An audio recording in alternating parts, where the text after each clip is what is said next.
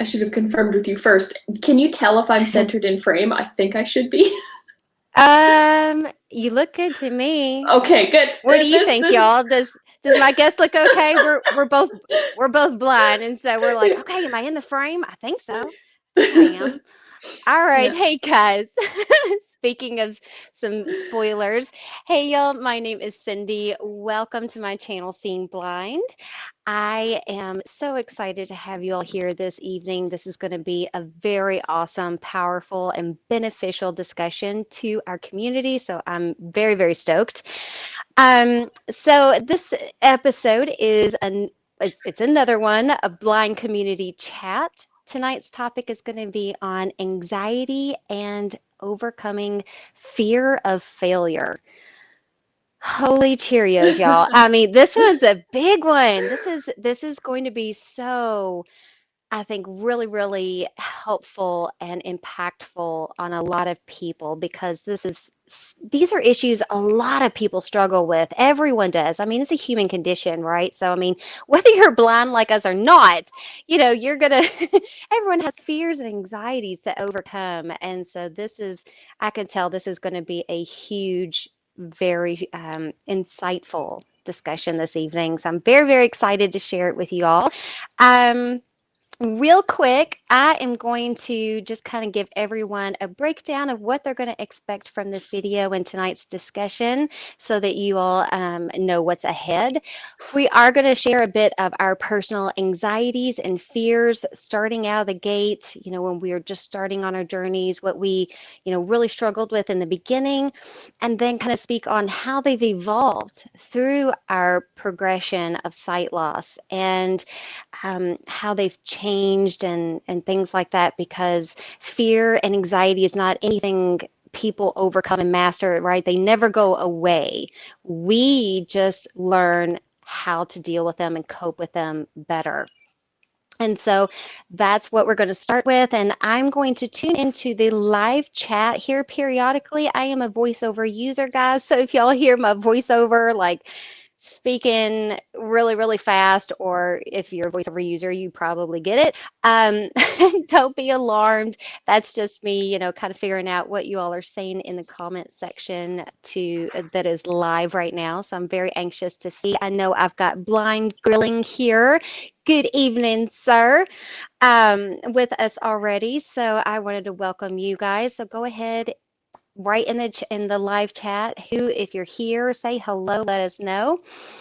And yeah, I'm gonna check in. Okay.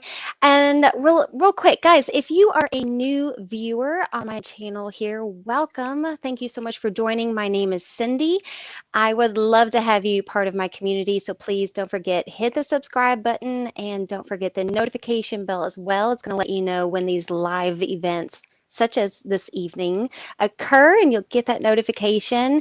Speaking of notifications, my subs that have their notifications turned on right now are probably getting those as we speak. So I want to give them a few minutes to get comfy, get cozy, and tune into the live stream and chat with us tonight because I think it is so important.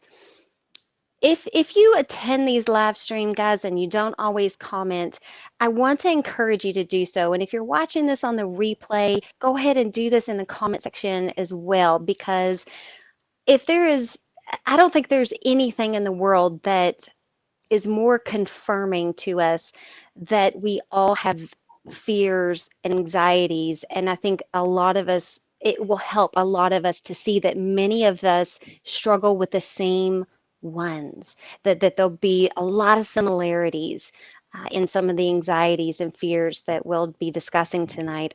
I'm predicting that. I think that that's going to be coming up. So I don't know, y'all hold me to it. We'll see. But it's always really nice to see, or in our case here, what other people's fears and anxieties are. And it really kind of helps us to feel that we're not alone, if you will. If any of this resonates with you guys, please hit the like button, share it with any friends that you think could also benefit, loved ones, because this is the way that we help each other out. This is the way we can reach out to each other, help each other, because we don't want to recreate the wheel, right? And if someone has figured out how to get past a major hurdle that everyone typically struggles with, it is so valuable to us all to share that. So let's do that. All right. I think I've expanded as much as I can. I wanted to give everyone a few minutes to join us in the live stream here. So I'm going to welcome my guest, you all. This is a cool chick. I am so excited to introduce her to you all. Her link to her channel is in the description as well. So please check her channel out and go away, girl. Go ahead. Introduce yourself. Hi, I'm Tamara from Unsightly Opinions. I've been on YouTube for a little over a year now.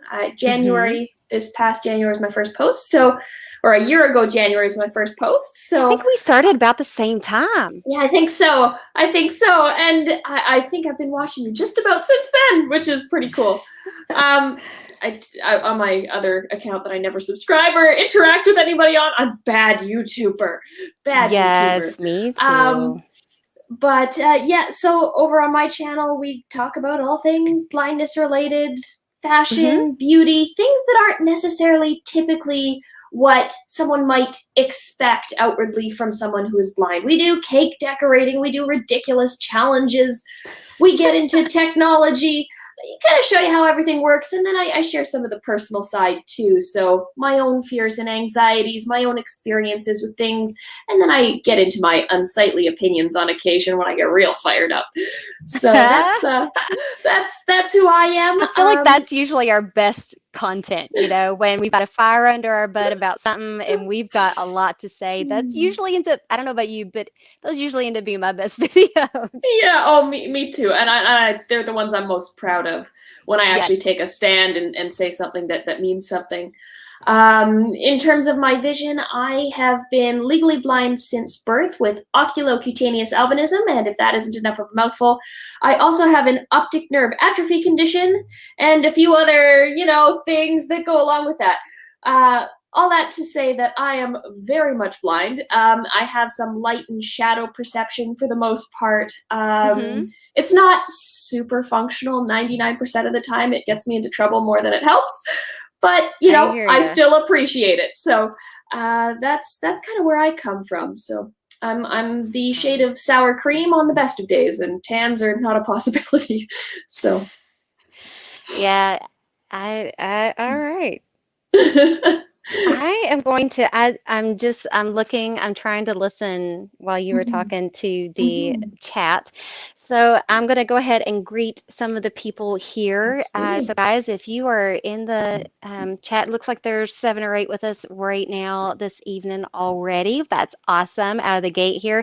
Go ahead, say hello. Let's see who's here tonight. And if you don't mind, opening up with what are your anxieties or fears that you are currently struggling with right now that we can go ahead and start to discuss and share. So let's see, we've got 10 p.m. Blind let's grilling. Good see. evening. Okay, blind grilling, got that. Hello. Hey, Carrie from Live Accessible. Hey, girl. And I also saw a notification that you shared the video out. I so appreciate that. 10:05 p.m. Ray for HAR. Hello, Cindy. Me here. I think I can guess how you are. Barefoot, of course. A great way to relieve stress if I say so myself. Hey, Ray. So Ray is an awesome subscriber of mine. He and I have an inside joke. We love being barefoot. Barefoot is one of those ways that we love to experience the world, how dirty our houses are, the grass outside. And you are right, sir. It can be extremely relaxing and very grounding, especially when you are overwhelmed with anxiety. So, yeah, pointer heads up to Ray there. I'm barefoot too. There you go, girl. Me too. There you go, Ray. See, she's another one for you to watch if you haven't found Tamara yet. 10:05 p.m. Janet Beagle. Hello, Cindy. Janet. Hey, Janet Beagle. So, Janet is a subscriber of mine. She is sighted, but her husband has the same condition that I do, which is Stargardt's disease. So she is a sighted supporter. I absolutely admire her for getting involved in the blind community as a supporter. She is thirsty for knowledge and That's questions. She has, fantastic. yes, I always encourage our loved friends and loved ones to also get involved in these chats because this is how that they can really get in tune and gain the insights that they need to really nurture and have a very healthy relationship with someone who is visually impaired. Mhm. 10:04 p.m. Live accessible. How is everyone tonight? Grinning face. 2 hearts. Actions available. All 10:05 right. p.m. Ray 4 AJR. Hello Cindy. Meet here. I think I can guess how you Oh, are. I Barefoot, of got course. that one A great way to relieve stress already. if I say so myself. 10:05 p.m. Janet Beagle. Hello Cindy. Okay, Actions we got available. that one. 10:08 p.m. Blind grilling. Public speaking scared me, but the more sight I lost, the easier it became. Oh, Actions public available. Oh, speaking really? came up Oh, already. Okay, we're gonna get on public speaking. That's something that she and I have already mhm. discussed a little bit, and that's totally on the Remember to guard your privacy and on identify. the 10:11 p.m. agenda. Live accessible. Yes, barefoot to know how dirty puss is. So relate to this. Ha! Actions available. Yeah, right. 12 p.m. Jenilyn Suhayan. Hello. In from the Philippines, grinning face with big eyes. Oh, from Actions the available. Philippines. Welcome. Fantastic. 10:12 p.m. Ray 4 AJR. I'm going to find a follower then. Good for both of you are barefoot. No better way to be. Oh, well, thank you so much. In spite of the fact that I have no patience. Ha! Available. There you go. 10:12 p.m. Julia Oliver. Hi Cindy. Hi, Julia. Welcome back. I think you were with me last week as well. Thank you guys for joining. All right, so we've mentioned some anxieties and fears already. One being public speaking. So I'll go ahead if Tamara, if you're okay, I'll go ahead and share some as well. Please. One of my beginning anxiety and fears. So I too started losing vision at age 5 at an early age, and so one of my biggest fears was being different, standing out in the crowd as other. And so I really rebelled as a child against using a white cane, using any technology in a very public and way that separated me from the pack. And I had a video, it's like losing legally blind teenager or something like that, where I shared what, just this was one of my major fears and anxieties. I had so much anxiety about what other people thought about me and how they viewed me because of my sight loss. I didn't want it to impact my friendships. I didn't want it to impact what school I went to. I didn't want it to impact it was the label, I Yeah. think, the label that I struggled with the most, the anxiety of it, the fear of it, and how it would change not just my life, but the people in my life. And in the beginning, yeah, that was really hard for me. And that was also the biggest one that took me the longest to get over, if you will. There were a lot of other anxieties and fears like public speaking Mhm. that I did get over and I overcame as a musician and performer. But let me tell you, it wasn't until my 20s, well into my 20s, almost 30s. I don't want to date myself, but that I finally got over the label and accepted.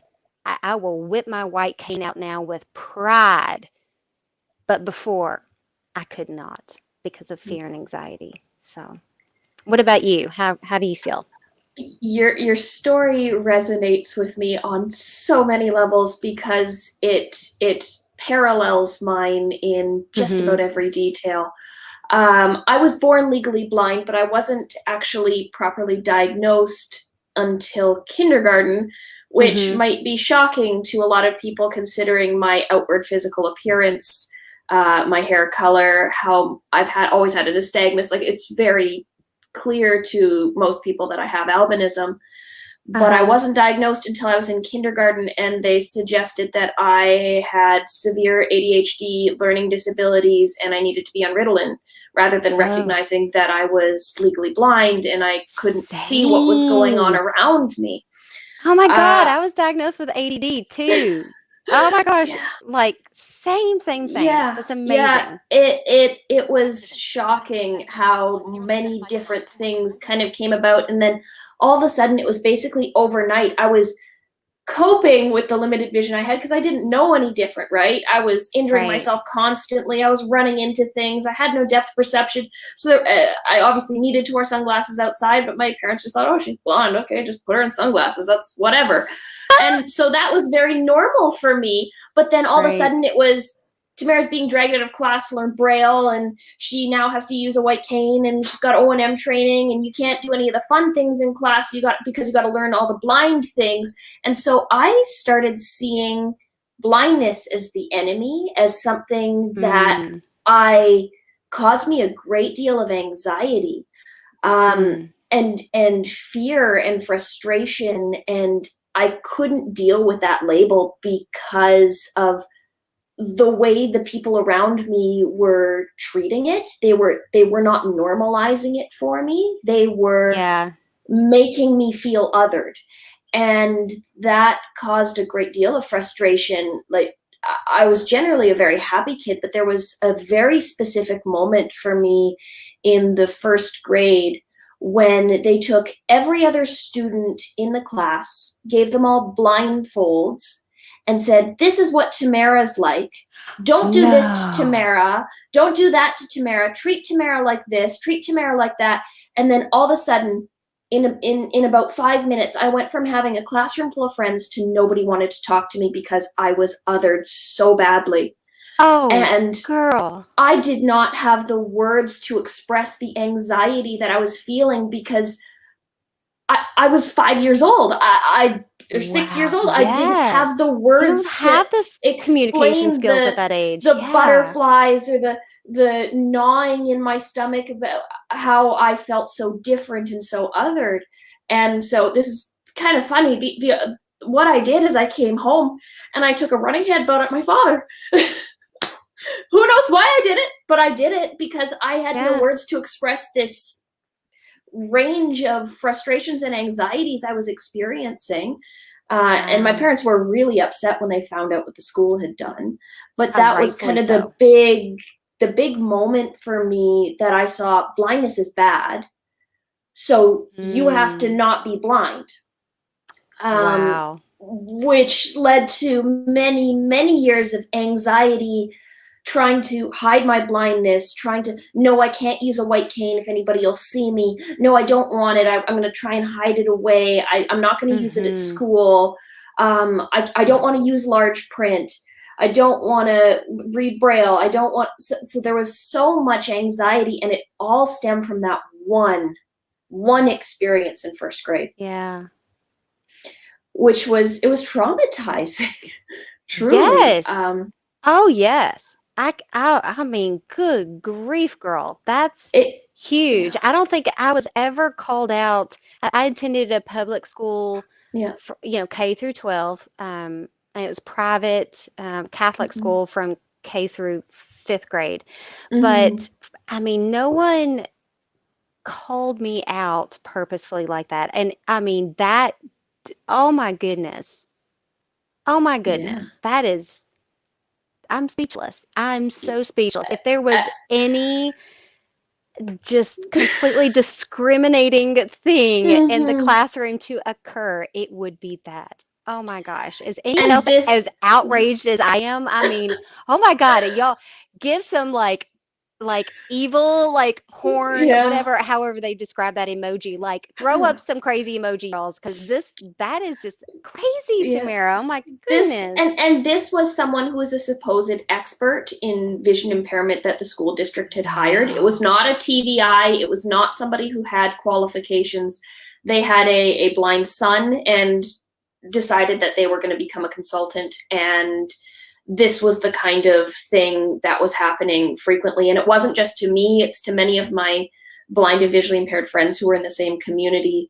We had a nickname for this woman. We called her Lady Voldemort, because anytime she came around, bad things happened. You'd be yelled at, you'd be chastised, you'd be scolded, you were making the wrong decision, you needed to be doing things X, Y, or Z ways. So there was always a tremendous amount of anxiety relating to school for me, because my parents were very type A people. So, they expected good things for me. I was their first child. They had high expectations, and Mhm. blindness wasn't an excuse to not do any of that. So there was this additional pressure and anxiety to constantly perform. I Um, see. and I mean, to their credit, that's a really, really good thing to have that mentality that you should treat your child the same way, with the same expectations you'd Right. have of a sighted child. Right. But it did get to an extreme at times. Oh, So I see. mhm. Yeah, I think, that's the thing that a lot of parents, I mean, me especially, I mean, I am guilty of this. You still have to consider the child's pace and Mhm. um, make sure, because everyone has their own time and of, achieving things, especially if it all depends on, how much they want it too, I mean, that has a lot to do with it.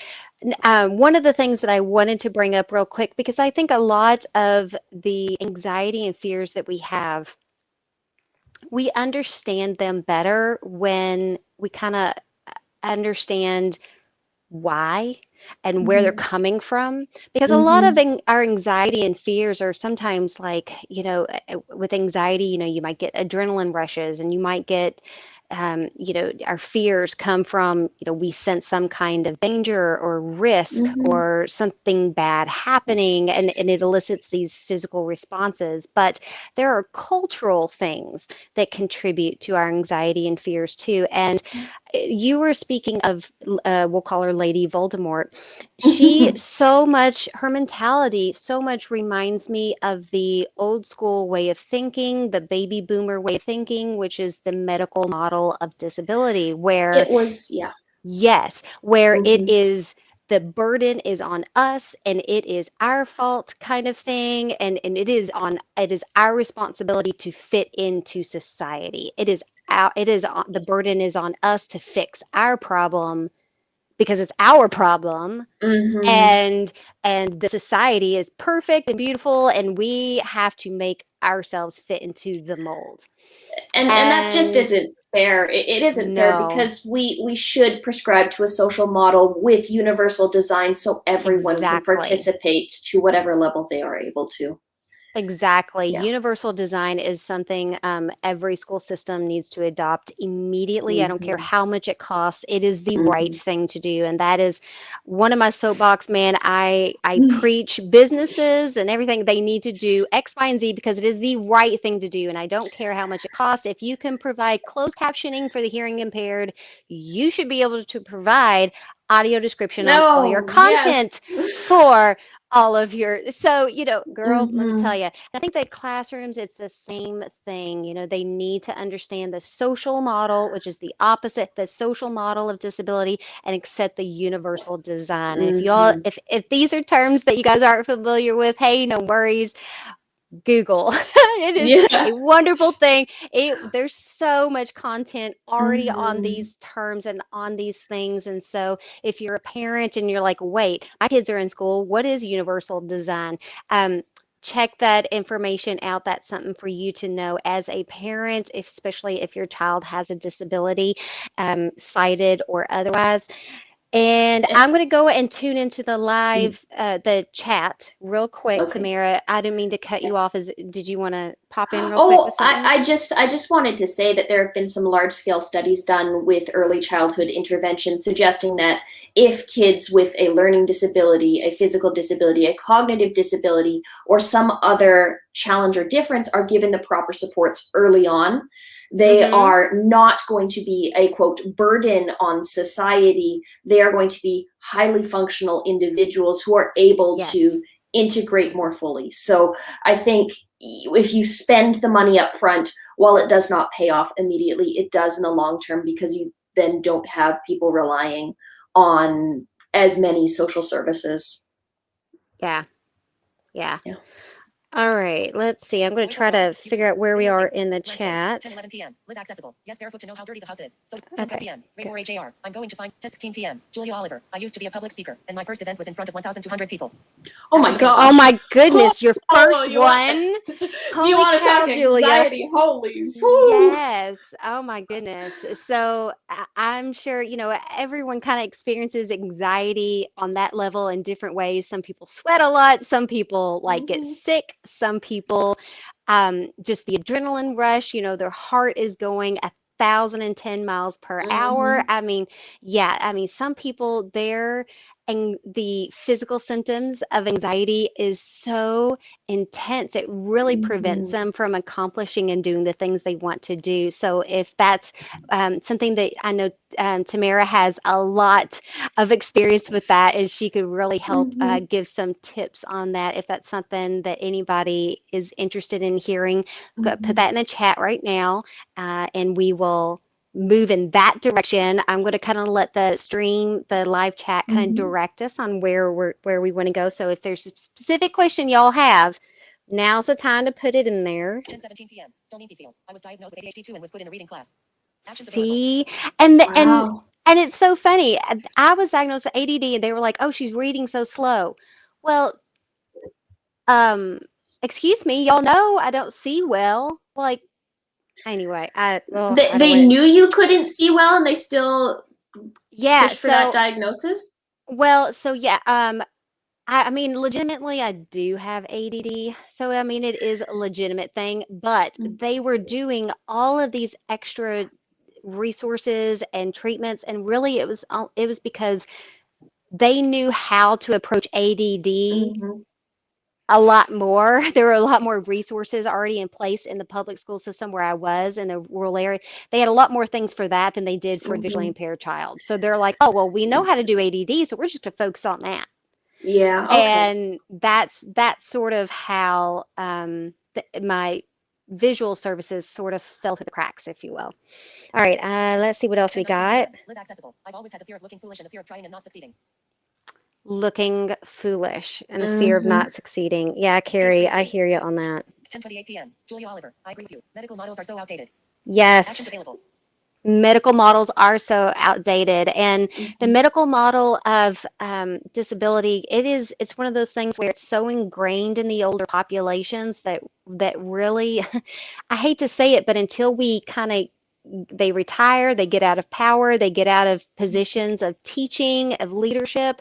I don't think we'll see that cultural shift for another several years, maybe a decade or so. But Yeah. at least for here in the States, Tamara, I know you're Canadian, so I don't know how Mhm. they are in Canada, but um, I know It's here in the States, there's pockets that are still just very much stuck in that medical model, unfortunately. Video player. we are, at least Overall. from the students that I've encountered, and I work with students on a daily basis, that it is still very much medical model centric, and Mm, it's unfortunate. yeah. I'm doing my utmost to try and change that from the inside out, but Yes. it's an uphill battle some days. Yeah.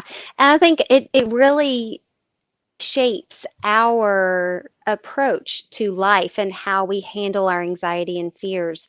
Because, like you said, you grew up with this negative mentality towards your disability. And to Hmm. overcome that, it's like this major stone wall on your road of acceptance. You can't Oh, accept it if it's something that's just absolutely yeah, terrible and that yeah. you feel like everyone's going to judge you for. And that I had the exact same experience. I hated it. It was the thing that separated. I was the other. I had no Hmm. other visually impaired people in my life. I was the only one for a very, very, I was so isolated. There's no experiences that normalized it. And Hmm. so because of that, and that medical model approach, yeah, man, Hmm. it really it impaired my acceptance of my Hmm. disability and owning it and redefining it in a positive way that Yeah. really changed my life. So if anyone is struggling with that, I highly encourage you to really dig down deep, analyze the social model of disability, educate yourself to really help redefine these terms in your head and how you live your life by them.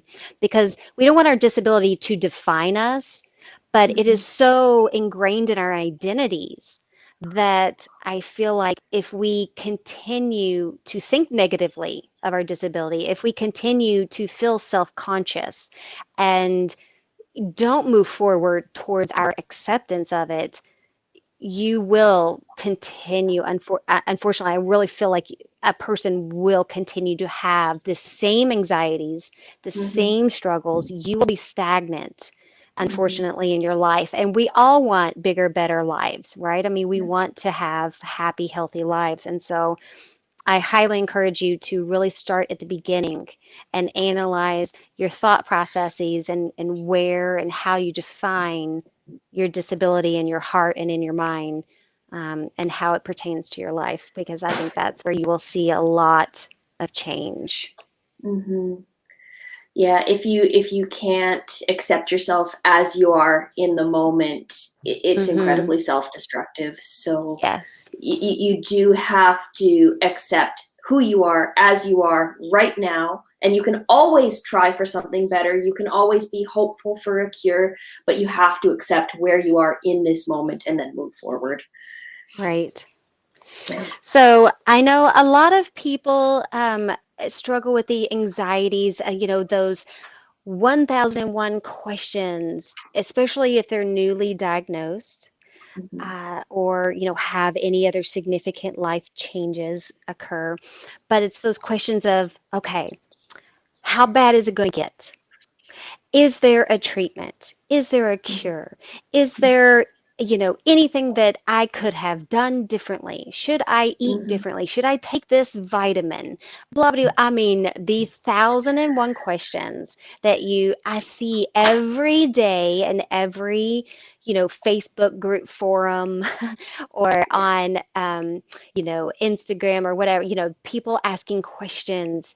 And it's like so many of them, you can tell, really ruminate on them, really just overthink it, and they don't stop, they don't pause, and they don't, it's like, just give yourself a break. You're not going to have all the answers when you want all the answers. And some of Mhm. them, really, guys, have such minimal impact on your life that it's like you kind of have to really step back and look, okay, is this the really number one question I need to be asking right now to the world? Is this really where I want to be? Because sometimes we let our minds run away in down the wrong direction, instead of just pausing, stepping back, take a breath, and figure out, okay, I'm here right now.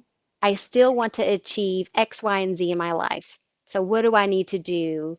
What do I need to ask to achieve that, to achieve the life I want? And it's kind of like, we let that fear of the unknown get to us. And, we just kind of really forget that we're not going to have control over everything. The Mhm. things that you don't have control over, you have to let go. And if you didn't take a vitamin, or in my case, I took prenatal vitamins during my pregnancies, and what do you know? I ended up losing more vision because of it. I didn't know. I all day can blame myself and my stupid not thinking and putting two and two together and having someone read how much vitamin A was in my prenatal pills. I can beat myself all day over that and ruminate and be anxious over it all day long, thinking how much vision I could have today if I hadn't have done that. But at the end of the day, I'm like, you got to let it go. It's out of my control now. I have to accept it and move forward, because it doesn't matter. It's in the past. It is what it is. This is what I'm working with now. What do I need to put my energy and focus on to get to where I need to be in the future? So, that is my next soapbox there. Tamara, what's something else that you have, or do you have anything to contribute? So I think for me, anxiety is always rooted in both the fear of the unknown and the fear of failure. Yes. So it's easy to get comfortable in your little box. You build up these Mm-hmm. comfortable, safe walls around you, and then leaving that box to try something new or pushing yourself to go beyond just a hair beyond what you're comfortable doing is what causes a lot of anxiety for me. But I have come to recognize over many, many years that it's when people around me have helped push me into those situations, have encouraged me to do those things that feel a little bit uncomfortable, those are the most rewarding experiences I have ever Yes. had. Whether that's Yes. going into a competition, whether that's starting public speaking, whether that's actually putting videos on YouTube, all of those cause me anxiety and have Yep. caused me a great deal of anxiety. But I find them to be the most productive things, the best things. They help both me emotionally, psychologically, sort through my feelings towards a variety of issues. But Mm-hmm. I feel like I've gotten some wonderful comments back from people that I know that it's helped them think about those things too. So I find that incredibly rewarding. Yes. Um, so I think that for me, recognizing when I'm feeling a little uncomfortable or I'm trying something new, not necessarily trying to put it in the parameters of success or failure, just try, Yes. Yes. just do. And if it's bad, okay, fine. It was bad, but you've learned things to try it different next time. And if you fail, then okay, you've learned more things to try different next time. So Right. so that kind of thought process really helps me deal with the anxiety. And I am a control freak. I think I developed that because so many things were out of my control in my life, and Yes. being under such a microscope in school and throughout my education and my kind of formative years, it really kind of the things that I could control, I really wanted to, and just Yes. learning to let that go. Just Yes. go with the flow, be in the moment, get that Zen attitude towards life and just take it as it comes. If there's a problem, one step at a time. How can we break this Yes. down? You can't solve it Exactly. overnight, but building blocks to get to the finish line. Yeah. Beautiful. Yeah. I think for so many of us, breaking it down and taking it just one step at a time, even if it just means, hey, I opened my front door today. Mm-hmm. Sometimes it has to get as basic as that. A Mm-hmm. lot of us really struggle because isolation is so easy for us Oh. to really isolate ourselves because it's so easy to just stay in our comfort zone, stay in the home that Mm-hmm. we know, like pitch black, and it's so scary to not go out into the world where we aren't as comfortable and for sure where we're standing or walking, Mm-hmm. and is there am I going to be able to find my way back? And there's Mm-hmm. so much fear and anxiety there when it comes to breaking out of our own comfort zones, our own homes, exploring our areas, our communities, our societies. Making a grocery trip on our own Mm-hmm. sometimes is just It's it seems difficult. like, yes, it can seem like Yeah. Mount Everest, but Mm-hmm. breaking it down step by step into little baby steps is really the Yeah. and with each accomplishment, with each thing that you become more and more, okay, I walked to the mailbox today and was able to find my way back. And it's like sometimes the more you do it, the more comfortable you get. And Mm-hmm. the more successes and the more little moments where you pat yourself on the back like, hey, I did something. I accomplished at least something. Those little things give you the momentum to keep moving forward, to keep pushing Yeah. yourself a little bit further.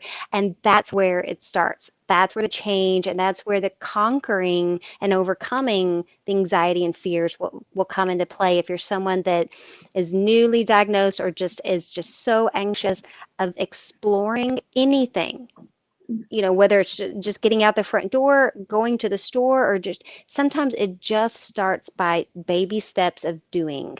And that gives you that momentum to keep moving forward. I Yeah. love that.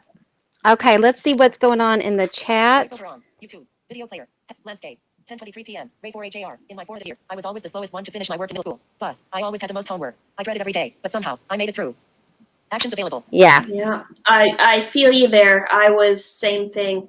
You know, I was talking to my partner the other night and I said, okay, well then this is my routine after school. Home, snack, then an hour of homework, then violin practice, then dinner, then another hour of homework, then I took a break for 20 minutes, and then another. He says, you did 2 or 3 hours of homework a night? I said, well, that was an easy night. That's if I didn't have extra assignments. So I feel you on Amen. that. Yeah. Yes. Yeah. It takes so much longer when you can't just scan a page and you have to read every single word one at a Yes. time, and then people don't understand and they think you're getting the answers to the tests because you're writing in a different room, or you have an EA so they're feeding you all the answers and that's what you're doing. There's you get a lot of that. Yeah. Yeah. 10:22 p.m. Ray 4HAR. Okay, come up there for the Tamara. I'm following you. More to follow. Oh, well, thank you so 10:26 much. p.m. Julie Oliver. From a young age, I had anxiety. No one knew. I had to use large print books and O&M skills training. That causes a lot of anxiety. Actions available. Yes. Yeah. I remember when I was in like first, second, third grade, I was attending a private school, and this private school, you know, they're private. You know, they don't have any state funding for Mhm. resources, which is why I ended up leaving. But in the beginning, you know, they started getting me these big, large print books, and I was Mhm. like this little bitty girl, and the book was like more. It was like half as Mhm. tall as I was. You Oh, guys. I know the books. I had them I too. They were so Yeah. big. And so I couldn't pick them up. So not only did I have these large books that barely even fit on the desk, but I had to have the teacher assist me in even picking them up and putting them on the desk because they were so big. And I'm just like, thank God. Um, so many blind YouTubers say this, that, you know, if you're ever going to be, you know, the blind. This is the age to be blind at, because technology has come so Mhm. far, and thank the good Lord, we do not have to deal with those big, huge Oh my books gosh. anymore. Mhm. Thankfully, those. But yes, oh my gosh, yeah, I think we've all had nightmares with those big, huge books in the beginning. Oh Oh yeah. my gosh. Oh, Okay. I got anxious about reading in class or reading aloud because I wasn't a Yes. very fast braille reader, and I was like, when I had enough vision to read using my eyes, I'd have my face literally on top of the paper, Yep. and then I had there were some really rude nicknames about me getting snot on the paper because my nose was literally rubbing across the paper with every line. So Yeah. that caused me a lot of anxiety all the way through school, and it was one of the biggest freedoms ever. When we got into university, we didn't have to read aloud anymore. I thought, oh, thank gosh. But Yes. yeah, I think I people told don't. that was like the one thing I told my teacher, like every teacher, every class, do not call on me to read anything because I'm not going to Yeah, do it. And yeah. because I would rather be I would rather come across rebellious and obstinate, stupid. I in fact, I was actually, I portrayed myself. I embraced the stupid girl, the dumb blonde role happily as a high schooler, more so than the disabled blind girl. Yeah. And so I fostered that view of me. And so I told the teachers, do not call on me to read. I would rather pretend to be illiterate than to read and show and demonstrate just how visually impaired I am and how slow of a reader I was in school. So I Yeah. told, yeah, yeah, it was I miserable. always asked, and they just said, well, you just have to do it. And Really? I Oh was my laughed at gosh. more than once because when you read braille, you're decoding one letter or one group of letters or Yes. symbols at a Right. time. So even if you're a really efficient braille reader, and I was okay, I was good enough to do it and I could do it well, but just translating from reading it and reading it into my head to reading it out loud, especially if there's weird Yeah. syntax or punctuation, it would just flip in my head and I couldn't translate between my fingers and my mouth to get it out in an efficient way, and there'd be long pauses, and I'd hear snickers, and it was so uncomfortable. Oh, Yeah. man. Yeah. All right, let's see what else we got. 10:20 p.m. Julia Oliver. I agree with you. Medical models are so outdated. Oh, we already Actions got that. Page 3 of 3. Hold on. Sorry. Let me catch up 10:34 here. p.m. Stoney Field. I was a representative for the National Industries for the Blind, and my anxiety was a bit high when I went to Washington, D.C. to advocate for blind workers by top senators and congressmen. Actions available. That's Wow. very cool. Good for you. Oh my God. Get a round of applause. Anyone who can represent our community to anyone in government power deserves a round of applause. Yeah. We do not, unfortunately, have enough representation. Yes. I don't care what country you live in. That is true all over the world. And it's so bizarre because I get that we are a very small ratio minority. Yeah. We are a very small minority, but people don't realize so many eye conditions are age related, and people can have normal sight their entire life, but end up at 60s, 70s, 80s, and next thing you know, just be as blind as us, and and experience all the discriminations and experience how difficult it is to function in a society that is designed against us. And so I'm just kind of like, I keep looking at everybody like, you may not have perfect vision your whole life. You might want to think about, before you design that building, engineer, you might want to ask someone who's visually impaired if there's anything that you could do differently to be inclusive and to and help accommodate. But it's like, no one asks the blind and visually impaired community. No one, at least in my experience, I feel like we're not asked enough. And but I'm like, we may seem in numbers small, but it's skewed because again, so many conditions occur with age, and when you start considering the age, those numbers go up rapidly. So. Yeah, I mean, I can't tell you how many buildings I've been in where the Braille's been upside down, or they've just omitted Braille labels or numbers from doors altogether. The one of the universities in the city where I live, there are no Braille on any of the classrooms. No labels, no Braille, no nothing. And for years and years and years. Why is there no Braille? This is a public institution with government funding. You are required by law to have that. Why is it's new, and you just get the runaround, and it's not fair, because I don't like being that person that's I don't know where room 305 is, and then walk past it 6 times because I can't read the label on the door. Right. Yeah. I totally agree. There's no follow through. And I mean, it's kind of like, I really truly feel there needs to be an entire dedicated workforce position to, have some kind of accountability for accessible businesses and state government buildings and public areas and things like that, to make sure that the Braille is put, at a reasonable height for children, or for, or like you say, is not upside down, or, things, I mean, but too, for the hearing impaired as well. I mean, I feel like there needs to be some sort of accountability officer to make sure that everyone is doing what they should be to be a universal design and be inclusive for everyone, and that it is done correctly, so that there isn't any confusion and there isn't anything falling through the cracks, and our societies and cultures are safe and accessible for everyone. But unfortunately, Tamara, this is one thing that I have been extremely my husband and I have been talking about this a lot here recently, and I want to get your pulse on this. So I watched one of your videos, and it was the very first one I watched of you. It was actually one that was posted out by JC5 on his community tab. He was recommending everyone watch your video. It was the one that you were talking about. It was your response to the lawsuit case with the Uber and Service dog ride denials. sharing. Yes, the discrimination against service dogs.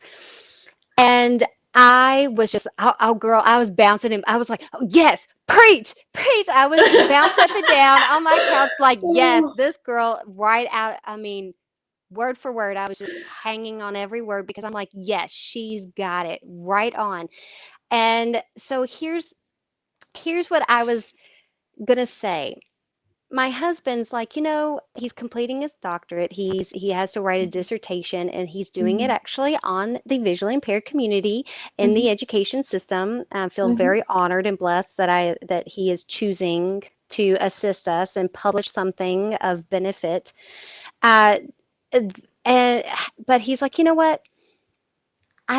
He's like, I'm really struggling. I feel so discouraged because so much of this world boils down to money. And Mhm. when it comes to change on the level that we need it, it always ends up no one wants to just voluntarily do the right thing. Right. And it always takes taking someone to court. It always Mhm. takes the law saying, this is what you have to do if you want to be in business. You have to Mhm. have this Yeah. accessibility options. This is what you have to do if you want to blah blah blah, and if someone breaks the law, then you can hold them accountable. But he's like, I feel so discouraged that we have to take people to court to get any change done. Mhm. So I know this is a little off topic, but when it comes to anxiety and fear of failure, so much of the world is kind of against us at times, and we want to do something, but we can't because it feels like, I don't want to be that person that's always complaining, or I don't want to be the Mhm. person where, like you said in the video, you had the burden of proof was you felt like it On was me. on you. Well, how do you know the car drove up to you and then drove away? Like, what? I mean, so I was speechless. I still am, Mm. as you can Oh, tell. there were So yeah. several stories that I didn't even include in that video because I thought it was too inflammatory, like a driver trying to drive away while I had one leg in the car. No. I had, oh What? yeah, I had another Jesus. driver tell me that uh, no, I didn't have a service dog, even though I showed ID. Not that I had to show ID, showed ID. No, that's not a service dog. It's my decision not to take your dog. And it's like, okay, no, it's not. And then Uber coming at me and saying it's on you. It's on you. It has to. How are you going to prove it? How prove it to us? Because we're not refunding you. And I'm like, I don't want a refund. That's not what I'm here for. I don't care about the trip. I don't want refunds. That's not the solution here. The solution is educate your drivers, and you Yeah. have to, and I wanted to say, I have been with drivers who have had a variety of reasons that they were uncomfortable taking a dog, whether it was allergies, and absolutely 100% agree, if you're infringing on someone else's medical rights, absolutely there needs to be a boundary there. And Mm-hmm. the couple of times that has happened, the driver was polite enough to say, I am so sorry. I have an allergy. I have an extreme allergy. It would not be safe for me to take your dog, but I have already scheduled you another ride. I will wait with you till the person comes. No problem. That's lovely. That's good customer service. Left them a 5-star rating. That's an appropriate response. I have also had someone for religious reasons who was not comfortable being around dogs. And he did end up taking me, and we had a really productive conversation about how we could work together to make sure that it was feeling safe for him, but also bring my dog, because that was the law. And we worked it out. So I kept my dog's head in my hands. I kept her facing away from him, so he did not ever touch her, and that worked for him. And I thought, well, why can't we have that conversation that if those things come up, the burden of proof should be on the driver to say, here's why I can't take the dog, rather than it shouldn't be on me to say, they didn't take me. Well, how did you know they didn't take you? Like, Yeah. was anybody there to witness that? It's like, Yeah. really that's where you want to go? Yeah. So Yeah. Yeah. And so I'm like, no wonder we have major fear and anxiety. yeah. It's because of that kind of treatment. Mm-hmm. And so many of us are so scared about transportation and so much, and it's kind of like those are some of the many, many reasons why. And so, what are some of your tips? What do you think are good ways, things that we can advise people to? How do we approach those issues? How do we Mm-hmm. overcome those anxieties and fears? What's the best way to manage them and in a healthy way that's not going to prevent us from still getting out there Mm-hmm. to go to the grocery store or to get a Yeah. Lyft or Uber Mm-hmm. if we have a service dog? What do you suggest in those situations? I think every situation is going to be slightly unique, because every encounter with someone has different facets to it. But some rules that I live by are: don't take it personally. When you Mm-hmm. take it personally and you get heated in the moment, Yeah. the person you're speaking to is also going to get heated and defensive. So you need to try and keep that cool head, even if you're boiling on the inside. You can react later. Yeah. You can have that outburst later, but in the moment, keep it under lock. Because Yeah. if you can express yourself, if you can be articulate, if you can explain why, 95% of those types of encounters where somebody is going to deny you access, they're immediately going to back down. And there were many situations when I was training with my first service dog, and I've even practiced it with other people, where I will literally go through the motions of, I want you to be confrontational with me. I am going to practice what I'm going to say, and I want you to just respond naturally. Just be antagonistic. Say, you're not allowed to get in my face. And then we need to practice that, because with practice comes better outcomes, right? It's creating that stepping stone to actually doing it in the real world. And I practiced it with my first guide dog instructor. I've practiced it with friends. I've practiced it with family. And I've put that in practice in the real world. So keeping that cool head is number one. Mm-hmm. Practice, number two.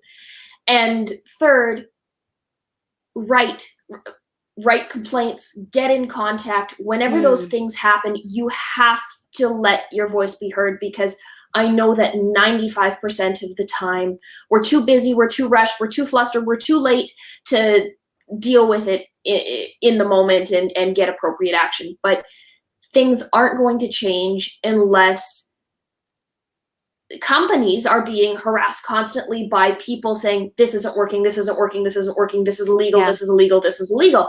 And it does have to come, unfortunately, like you've said, to the legal system many times to actually get any type of action. And while there was, okay, sure, the lady got a few $100,000, great, that's lovely.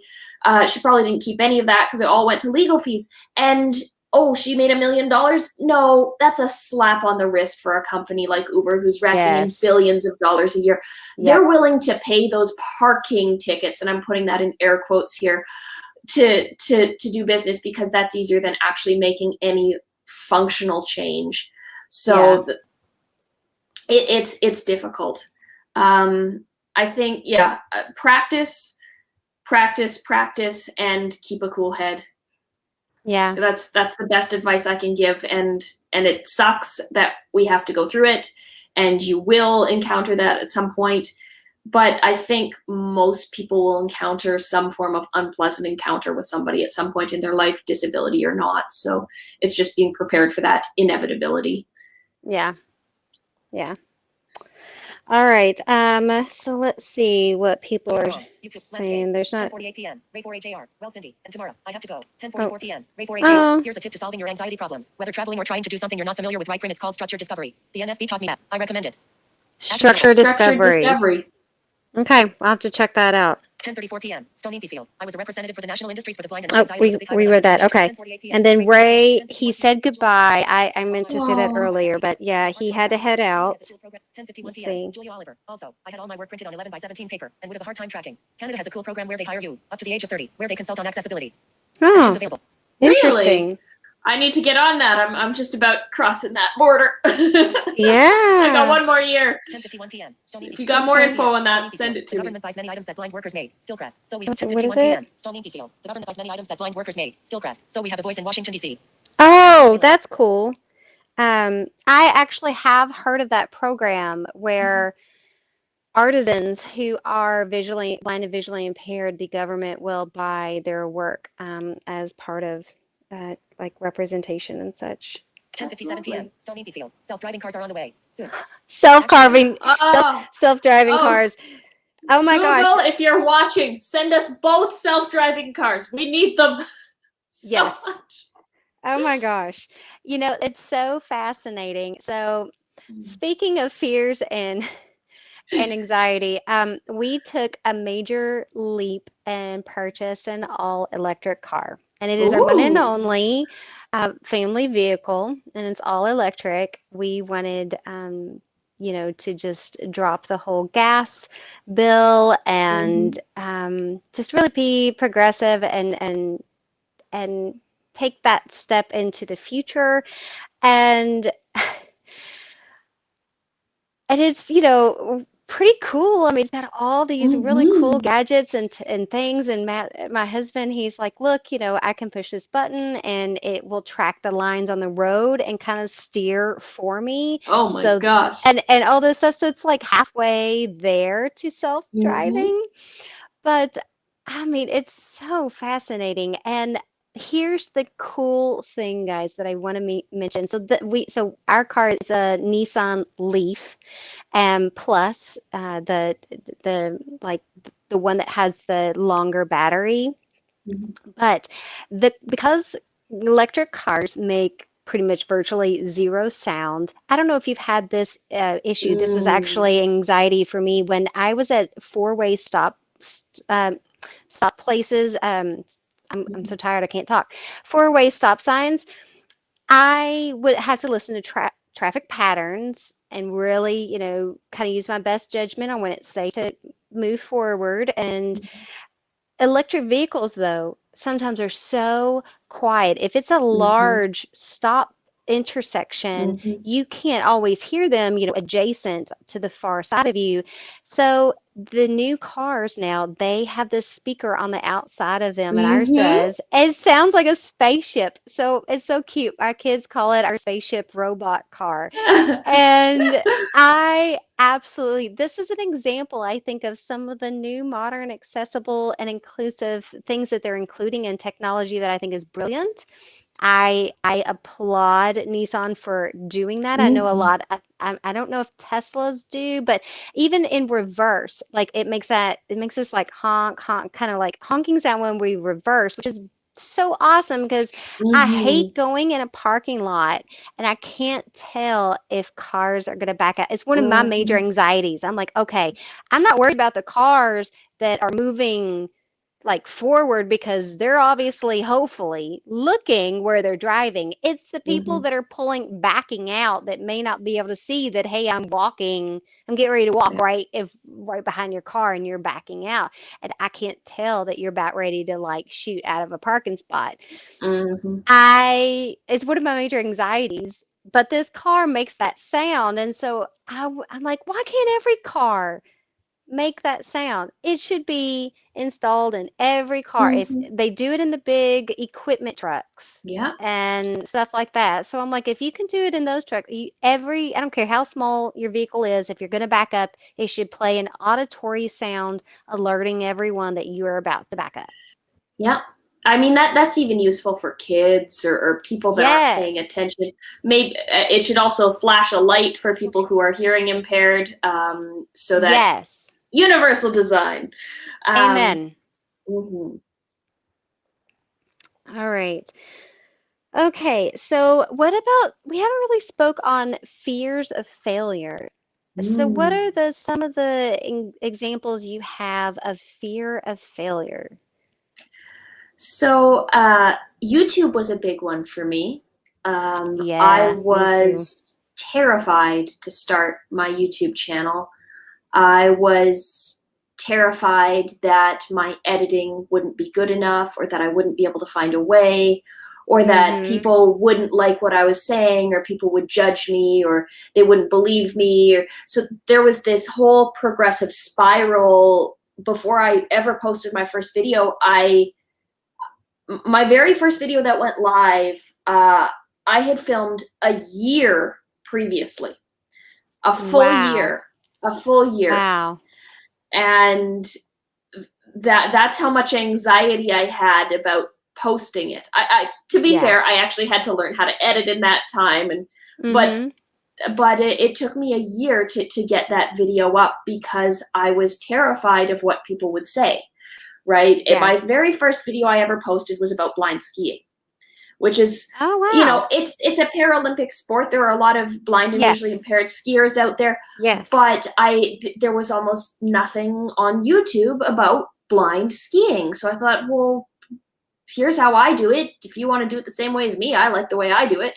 And I know a lot of the Paralympic skiers have these very expensive rigs that they use, and all kinds of adaptive equipment. And my dad and I built our beeper system for about $15 from the hardware store, which is brilliant. And I wanted to Yeah. share that, Yeah. but I was so scared that people would say, "Oh, you're not blind," or "Oh, you're faking." Like, Mm. I always have that for me, the biggest fear is less of failure, but people not believing my experience, Yeah. or not hearing what I'm saying with the intention behind it, which is always to help.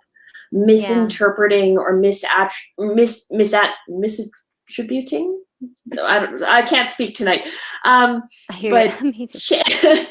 changing, not understanding what I'm trying to do is to bring awareness, to help, to create a voice where there is no voice. And I am not Mm. a natural speaker. I had to work very hard at it. I'm terrified of messing up when I speak, terrified of, I'm actually terrified of stages. That's something I had to get over, because I fell off a stage at about 14 in a Oh dance my. recital.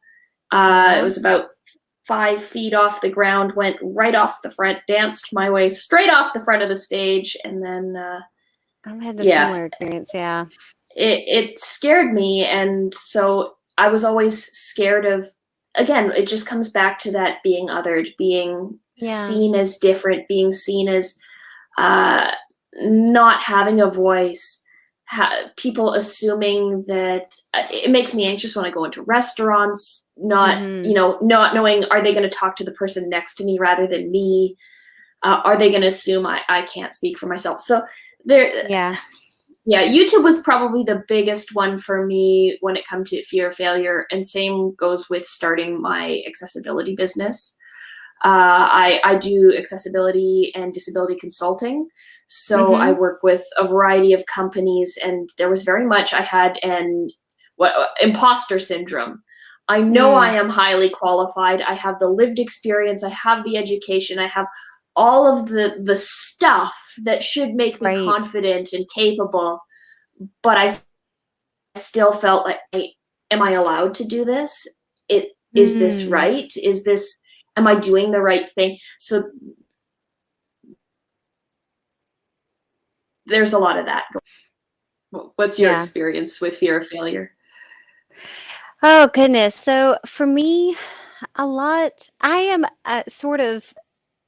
I'm one of those people. I rush into things before I fully think and plan and prepare through, and that has gotten me into more trouble than my actual disability is, forging ahead without having a full plan and really thinking it out clearly.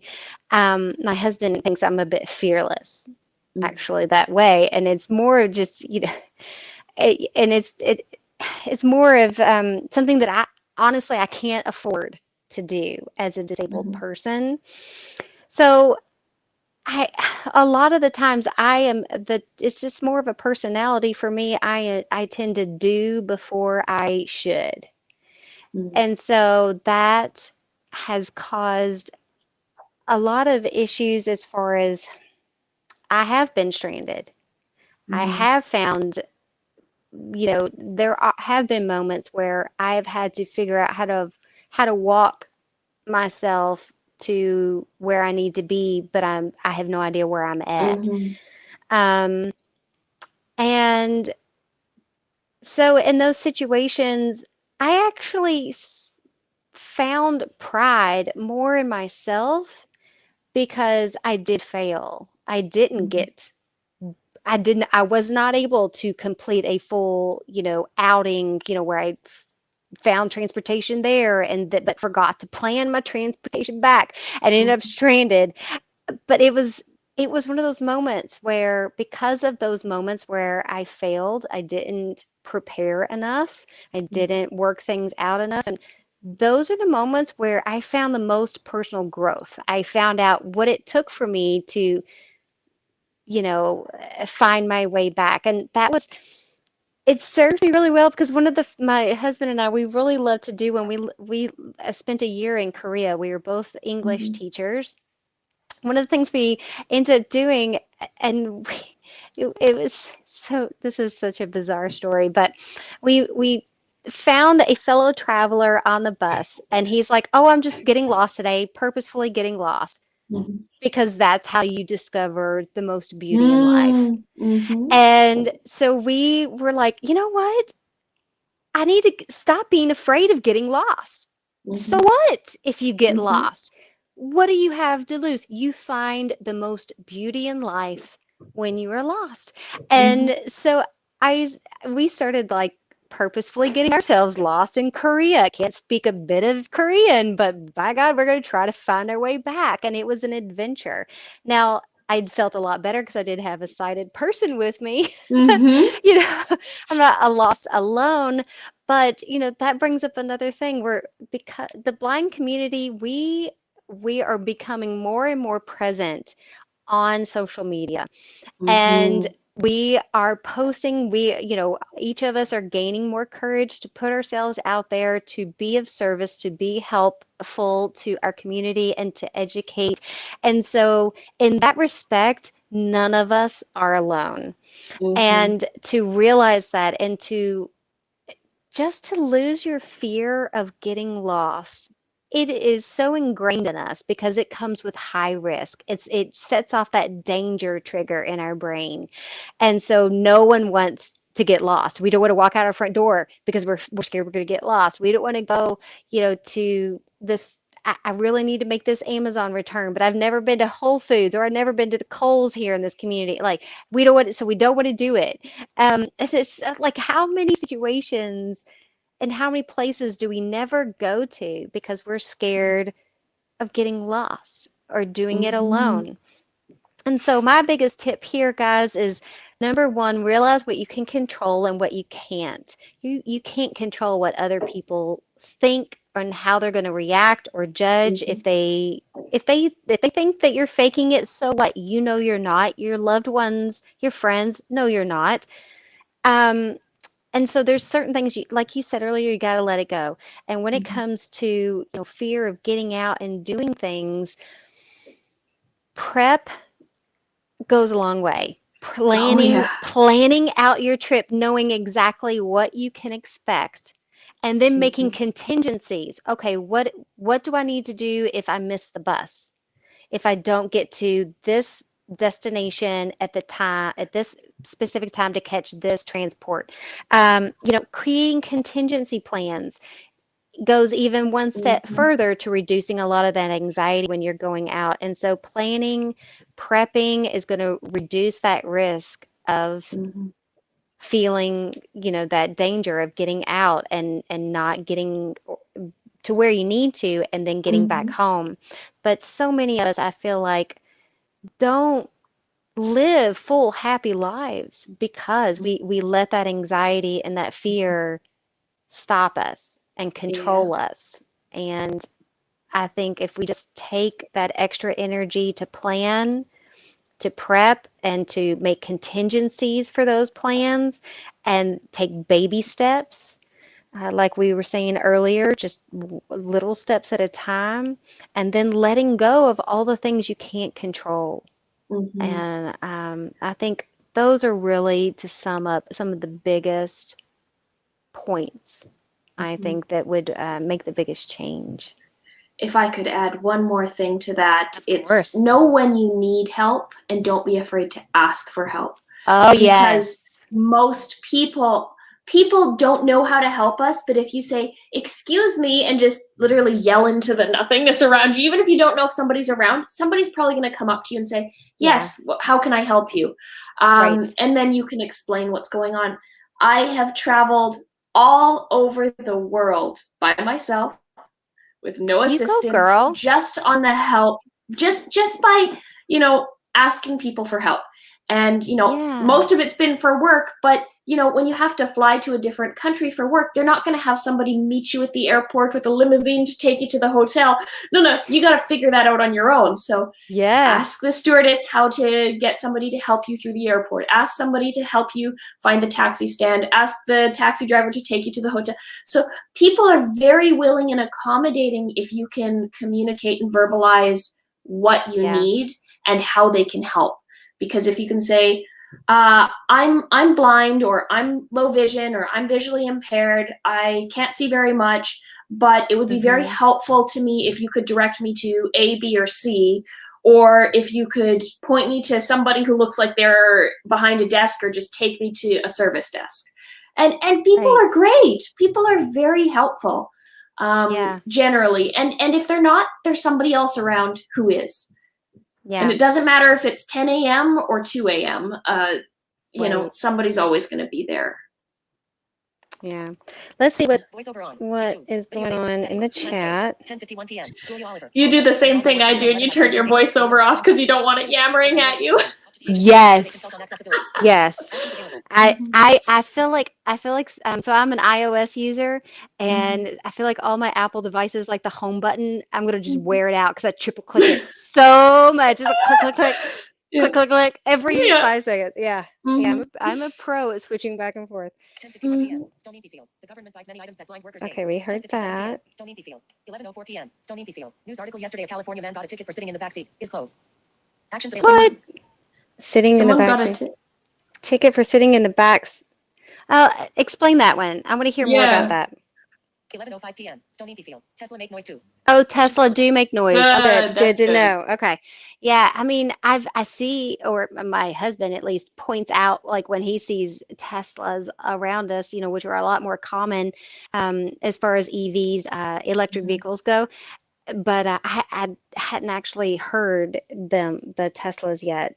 Not, at least not like our Nissan Leaf. 11:06 p.m. Stoney Field. Mhm. Got to go. Thanks for the chat. Oh, Actions available. bye. Okay, so I guess we won't hear that one.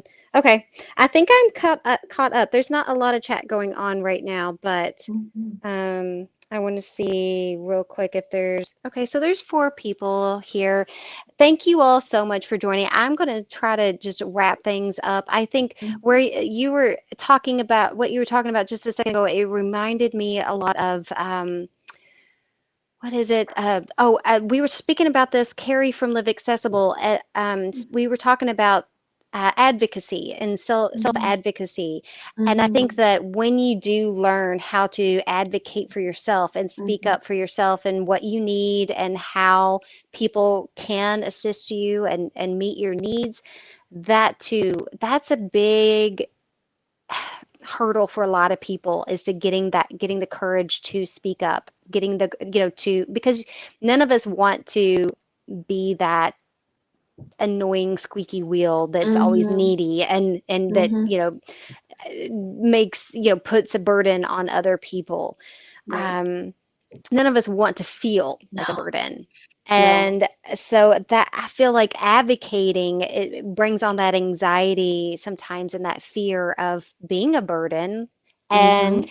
however, that's something, like you said earlier, it gets easier with practice, and you get more Yes. confidence with practice. The more you realize, okay, I do need this, but no one's going to know unless I tell them.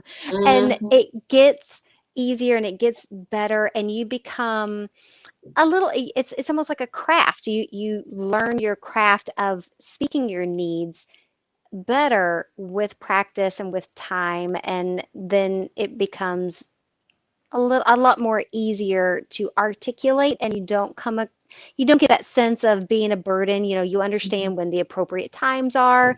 You understand, how you can link your need that maybe coincides. Like, for example, if someone's picking up their groceries from a click list order, and they're picking it up from the store, maybe you could submit a click list order at the same time and they could pick Mhm. both of them up. You learn Yeah. different strategies.